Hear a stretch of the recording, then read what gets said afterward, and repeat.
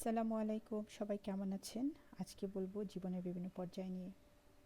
আমরা জীবনে এক একটা পর্যায় পার করে আসি। একটা সময় ছিল জীবনের এত পেঁচ বুঝতাম না, সহজ সরল একটা মন নিয়ে চলতাম। চোখ বুজে সবাইকে বিশ্বাস করতাম, মনে প্রাণে বিশ্বাস করতাম যে পৃথিবীতে কেউ আমাকে ঠকাবে না। জীবনে দু একবার ঠকে যাওয়ার পর এই পর্যায়টা শেষ হয়। আমি ভাবতে শুরু করি মানুষের মধ্যে ভালো মন্দ আছে, সবাই ভালো না, পৃথিবীটাও এত সহজ না। একটা পর্যায়ে আবেগ অনেক বেশি ছিল, একদম উজাড় করে ভালোবাসা যাকে বলে। এমন করে ভালোবাসতাম মানুষকে, লোকে বলতো ওটা বয়সের দোষ। ভাবতাম ভালোবাসার আবার দোষ কি, ভুল কি? ভুল মানুষকে ভালোবেসে টের পেলাম ভুলটা কোথায়।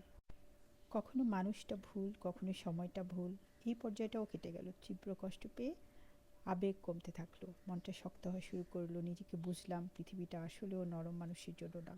ঠকে গিয়ে, ধাক্কা খেয়ে, ব্যর্থ হয়ে, ভুল মানুষকে চিনে কিংবা জীবনের অন্ধকার অংশটাতে নিজেকে খুব একা আবিষ্কার করে আস্তে আস্তে কেমন যেন পাথর হয়ে এখন আর উজাড় করে ভালোবাসতে পারি না। প্রাণ খোলা সেই হাসিটা আর আসে না। পৃথিবীটাকে পৃথিবীই ভাবতাম। যেই দিন থেকে টের পেলাম পৃথিবীটা একটা মঞ্চ, সেই দিন থেকে অভিনয় করা শিখে গেছি। সেই অভিনয় চলছে, কখনো হাসছি, কখনো কাঁদছি। জীবনের এক একটা পর্যায়ে নিজের এক একটা অংশকে ফেলে রেখে আসার নামই বোধ হয় বদলে যাওয়া।